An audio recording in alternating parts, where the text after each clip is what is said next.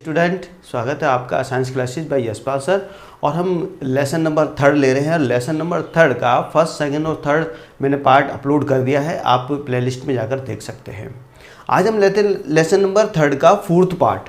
इससे पहले हमने देखिए क्या देख लिया था, वो एक बार देख लेते हैं।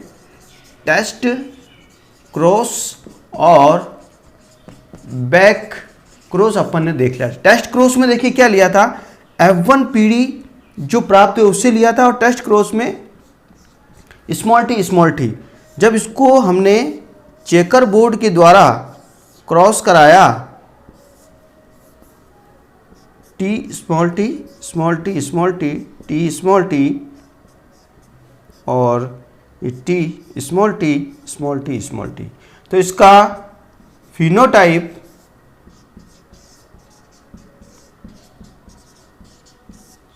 फिनोटाइप तो प्राप्त हो जाएगा लंबे और बोने। लंबे पादप प्राप्त हुए, कितने प्राप्त हुए भाई? 2 प्राप्त, और बोने कितने प्राप्त हुए भी 2, ठीक है। और इसका जीनोटाइप 1 से 1 कट जाएगा, 1:1 आ गया। और इसका जीनोटाइप देखिए कितना आता है, टी स्मॉल टी और टी स्मॉल टी, ये भी 2 है और ये भी 2, ये भी कट जाएगा, 1:1 ये आ जाएगा। तो टेस्ट क्रॉस में आपका फिनोटाइप और जीनोटाइप दोनों ही 1:1 आते हैं। जो पिछला जो वीडियो था उसमें यहां पर थोड़ा सा कैपिटल टी आ गया था, उसको आप सही कर लेना, ठीक है, थोड़ी मिस्टेक हो गई थी। ओके, देखिए अपन ने टेस्ट क्रॉस और बैक क्रॉस में क्या करते हैं, बैक क्रॉस में वही F1 PD और इसको कैपिटल टी से क्रॉस कराते हैं, और उसके बाद 100% क्या फिनोटाइप 100% लंबे पादप प्राप्त होते हैं, ठीक है। आज हम स्टार्ट करते हैं लेसन नंबर 3 का लास्ट पोर्शन, और वो है आपके स्वतंत्र अपवहन का नियम। बहुत ही इंपॉर्टेंट है, मैं पहले बता चुका हूं आपको। इसमें टेस्ट क्रॉस और बैक क्रॉस आ चुके हैं। इसमें प्रभाविता का नियम, पृथक्करण का नियम और स्वतंत्र अपवहन का नियम, ये इंपॉर्टेंट है। इसमें से एक क्वेश्चन आता है। इससे मैंने एकल संकरण के नियम को आधार बनाकर प्रभाविता का नियम और पृथक्करण का नियम आपको मैंने समझा दिया है बहुत ही अच्छी तरह से, और आपको अच्छी तरह समझ में आए। इसके अलावा भी अगर कोई प्रॉब्लम आती है तो आप कमेंट्स बॉक्स में जरूर लिखना। ओके, तो प्रभाविता और पृथक्करण का नियम अपन ने एकल संकरण के नियम को आधार बनाकर कर लिया था। अब हम स्वतंत्र अपवहन के नियम को लेते हैं, और स्वतंत्र अपवहन के नियम के लिए इसका आधार होगा द्विसंकरण का नियम। मेंडल का कौन सा नियम है भाई? द्विसंकरण का नियम है। इसको आधार लेके देखिए, वही वाली बात होती है। द्विसंकरण में मेंडल ने 2 गुण लिए, मटर के 2 गुण लिए, और कौन कौन से लिए देखिए, गोल पीले पादप, ये प्रभावी वाले, और इसके अप्रभावी वाले कौन है? गोल की जगह क्या आ जाएंगे? झुर्रीदार, गोल की जगह झुर्रीदार और पीले की जगह आ जाएगा हरे पादप। ध्यान देना बहुत ही अच्छी तरह से, और अच्छी तरह समझ में आएगा आपको, कोई प्रॉब्लम नहीं है। वापस से देख लीजिए, स्वतंत्र अपवहन का नियम अपन ले रहे हैं, और इसको किसका आधार माना? अपन ने द्विसंकरण के नियम को आधार माना है।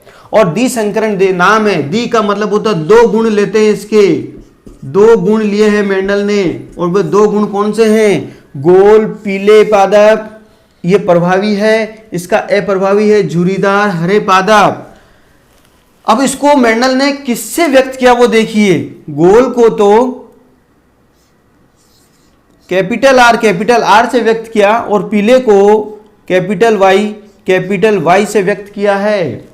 इसी प्रकार झुर्रीदार को स्मॉल आर और हरे को स्मॉल वाई से व्यक्त किया है। यहां तक आपको बिल्कुल क्लियर समझ में आ रहा होगा, ठीक है। गोल को कैपिटल आर, पीले को और कैपिटल वाई के। अब देखिए इनको अलग से डिवाइड करते हैं अपन, इनके 2 जोड़े बना लेते हैं, capital R capital Y, capital R capital Y. इसी तरह से इसके जुड़ीदार हरे पादप के भी 2 जोड़े बनाते हैं, स्मॉल आर स्मॉल वाई। यहां तक कोई समझ में मतलब प्रॉब्लम नहीं हो रही होगी आपको, क्लियर है। अब देखिए इसको क्रॉस कराते हैं, कैपिटल आर से इस जो अप्रभावी पादप के पहले संतति को क्रॉस कराते हैं तो देखो क्या प्राप्त हुआ, R small R capital R small, clear है। इसी को पुनः दूसरे इसको अप्रभावी की दूसरी संतति से क्रॉस कराते हैं तो आर स्मॉल आर कैपिटल और ये प्राप्त हुए, क्लियर है। इसका काम खत्म हो गया। इसी प्रकार से इसको इससे क्रॉस कराते हैं, R small R capital Y small Y, इसी को अंत में इससे क्रॉस कराने पर आर और ये प्राप्त होगी। तो ये द्विसंकरण की या स्वतंत्र अपव्यन की F1 पीढ़ी आपको प्राप्त हो गई है, क्लियर है। अब आप देखिए चारों पीढ़ियों को देख लीजिए, इस चारों पीढ़ियों में एक ही संतति प्राप्त हो रही है और सभी कौन से गोल पीले पादप प्राप्त हो रहे हैं, गोल पीले पादप प्रभाविता के नियम के अनुसार, क्लियर है।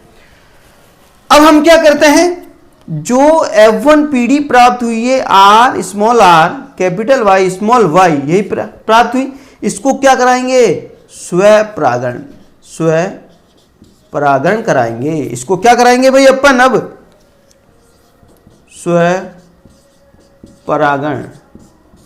स्वपरागण इसको कराते हैं।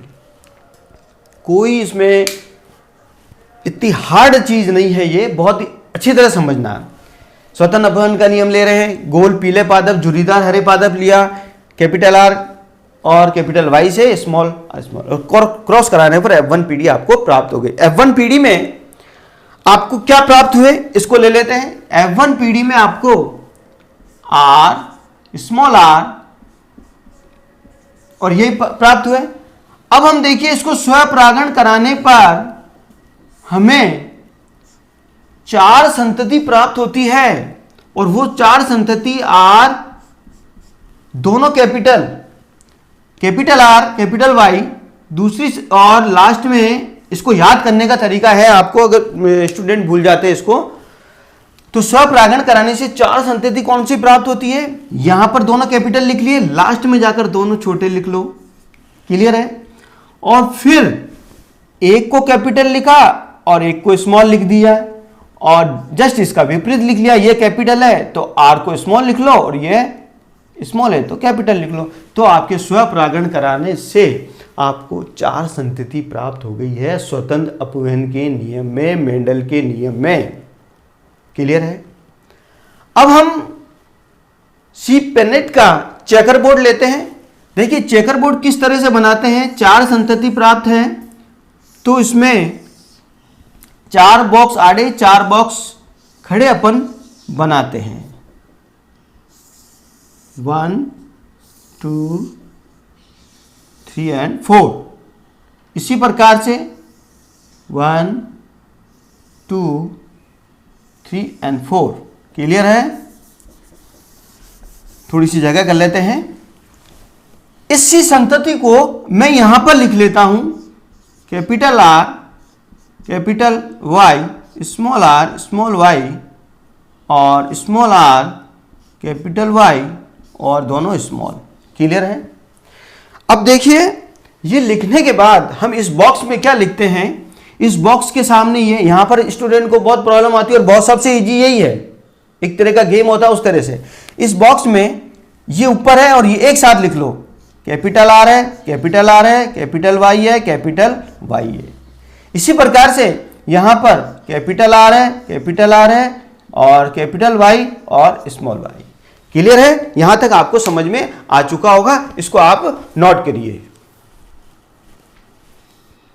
ओके, देखिए क्रॉस कराते हैं अपन, तो यहां पर देखिए इस वाले बॉक्स में यहां पर आर है कैपिटल, दोनों को एक साथ लिख दिया, capital R capital Y small R small Y capital Y. Last वाले में इसके जो सामने capital R capital Y small R small Y दोनों को लिख दिया। यहां पर इस बॉक्स में यहां पे और इसके ऊपर वाली वो आएगा कैपिटल आर, ये capital R, small Y, capital R और कैपिटल वाई। इसमें देखिए, इसके सामने और इसके सामने दोनों कैपिटल आर है, दोनों कैपिटल आर है, दोनों कैपिटल वाई, दोनों कैपिटल वाई। क्लियर है? थर्ड वाली में देखिए, इसमें ये और ये आएंगे, तो देखिए कैपिटल आर है, स्मॉल आर है, ओके, और स्मॉल कैपिटल वाई और स्मॉल वाई है। इस तरह से अपन इस चेकर बोर्ड को बनाएंगे और जो चेकर बोर्ड में आपको अनुपात मिलेगा, इसका फिनोटाइप मिलेगा। फिनोटाइप वो क्या मिलता है वो देख लीजिए, इसको बाद में देखते हैं अपन।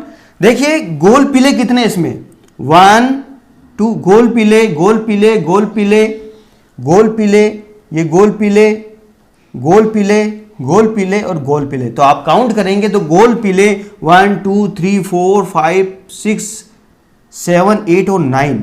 तो गोल पीले की संख्या कितनी आ जाती है? 9 आ जाती है। क्लियर है? गोल पीले की संख्या 9 आ जाती है। अब दूसरी संतति देखिए आप गोल हरे की। गोल हरे कितने हैं? 1 2 3। तो गोल हरे यहां पर 3 आ जाते हैं। क्लियर है? दो संतति का काम हो गया अपने गोल पीले और गोल हरे। जुरीदार पीले देखते हैं अपन। जुरीदार पीले 1 2 और ये 3, यहां पे 3 आ गया और लास्ट में जुरीदार हरा 1 बचता है तो आ गया ये। तो फिनोटाइप स्वतंत्र अपव्ययन का नियम, मेंडल के स्वतंत्र अपव्ययन के नियम या मेंडल के द्विसंकरण के नियम का फिनोटाइप क्या होता है? 9:3:3:1, 9 अनुपात 3 अनुपात 3 अनुपात 1। बोर्ड के एग्जाम में यहां तक कि 12th बायोलॉजी के पेपर में कितनी बार ये 1 नंबर का क्वेश्चन पूछा गया है। तो स्टूडेंट स्वतंत्र अपव्ययन का नियम आपके सामने है, बहुत ही अच्छी तरह देखिए, इसको रिवाइंड कर करके दी। ये बिना प्रैक्टिस के आपके आएगा नहीं ये, और इतना इजी है कि ध्यान से करेंगे एक बार में समझ में आ जाएगा। क्लियर है? तो ये स्वतंत्र अपव्ययन का नियम लिया अपन ने, इसमें द्विसंकरण के नियम को आधार बना के लिया। 2 इसके गुण लिए थे, गोल पीले और जुरीदार हरे, और किस तरह से अपन ने क्रॉस कराया, इसके स्वपरागण कराने के बाद में ये 4 संतति प्राप्त हुई और इसका फिनोटाइप आ गया 9 अनुपात 3 अनुपात 3 अनुपात 1। तो स्टूडेंट ये लेसन नंबर 3 यहां पर मैं क्लोज करता हूं। कुछ डेफिनेशन है आपकी जो इसके साथ में, जैसे द्विसंकरण किसे कहते हैं? मेंडल ने द्विसंकरण इसलिए बोला, इसमें 2 संतति ली। एकल संकरण क्यों कहते हैं? क्योंकि एक संकरण एक नियम लिया इसने। F1 पीढ़ी किसे कहते हैं? प्रभाविता के नियम में जब हम क्रॉस कराते हैं तो पहली संतति प्राप्त होती है, F1 पीढ़ी कहते हैं। तो बहुत ईजी है, जो इसके साथ में मैंने लिया था, अलग से कराने की जरूरत नहीं है। तो स्टूडेंट ये आज अपना लेसन नंबर 3 कंप्लीट हुआ है। आप लेसन नंबर 1 और 2 मैंने अपलोड कर दिए हैं, आप प्लेलिस्ट में जाकर देख सकते हैं। नोट्स बनाइए आप घर बैठे बैठे, किसी का इंतजार मत कीजिए कि हम कोचिंग जाएंगे। मैं जो पढ़ा रहा हूं उसमें कोचिंग जाने की आपको जरूरत नहीं है। स्टूडेंट के बहुत अच्छे कमेंट्स आ रहे हैं कि सर जो कोचिंग जा नहीं सकते हैं उसके लिए बहुत अच्छा चैनल आपने स्टार्ट किया है और हमें बहुत अच्छी तरह से समझ में आ रहा, बिल्कुल सरल भाषा में आप समझाते हैं। तो स्टूडेंट पूरा इस वीडियो को देखिए, आप चैनल को सब्सक्राइब कीजिए, जो बेल आइकन है उसको दबाइए आप, और जो कमेंट्स की है किसी प्रकार की प्रॉब्लम है तो आप इसमें कमेंट्स बॉक्स में जरूर लिखिए, अपने फ्रेंड्स को बताइए, लाइक कीजिए। ठीक है? Thank you very much.